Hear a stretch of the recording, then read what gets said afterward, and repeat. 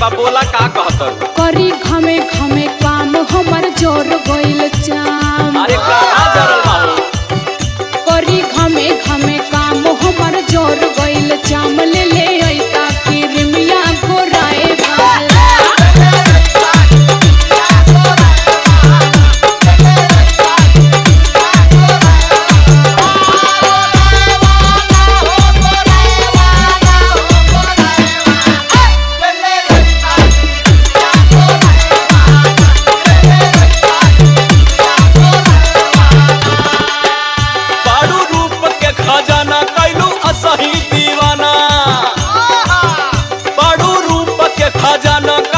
सही दीवाना गोरी और गोरा के हमर जान ले बुका।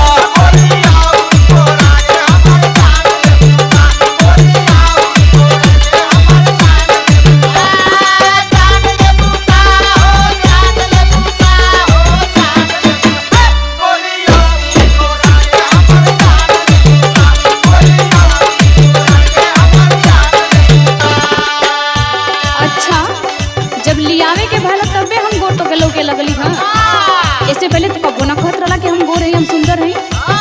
अरे तो ऐसन बटले बाड़ू तो कहे के कौन जरूरत बा। अच्छा अच्छा कि कंजूसी ना करत तारा। अरे नहीं हो तोहर कसम। और सुना इतने कमी ना बा भाई हम बताओ तनी ना काहे के कंजूसी करत तारा। बोला बोला सुना बोला। ओजन घट गइल मोर बड़ा भइली कमजोर। कौन बतौलस? ओजन घट गइल मोर बड़ा भइली कमजोर। ले ले ऐता कोनो टानिक मोटाए वाला।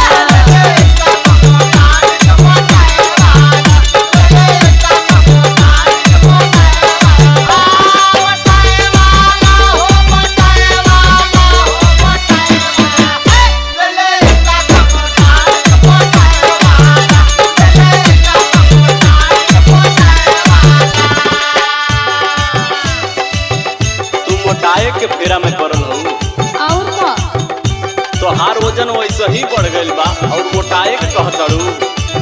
अरे तो हमरे चली ना जाता देखो तारा ना गिर जाता ली। अरे तो उल्टे बतियावत हो। इतना मोटा गइल हो कि तोहरा से कैसे चल जाई। फैट बढ़ गइल बा तोहार कंट्रोल करा। सुना है बात बोला बोला। बाड़ू 70 के पार जो खवनी कई बार। हाँ हाँ भी है कहबा। बाड़ू 70 के पार जो खवनी कई बार गोरी और मोटा के हमर जान ले बुका।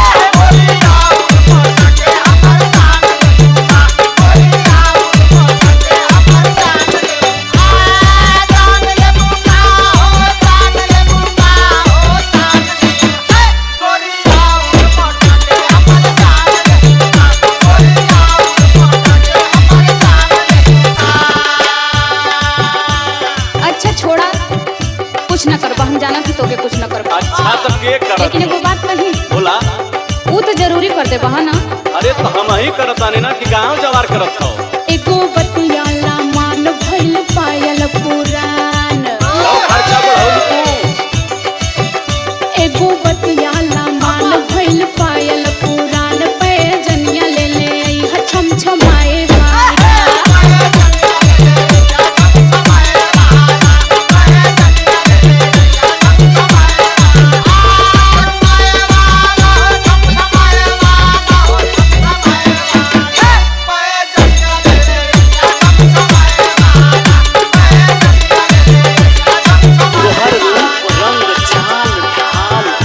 सही जान मार बा और ऊपर से काहे इतना टीटी में बतियाओ तो तू तो हमार जाने ले बुका।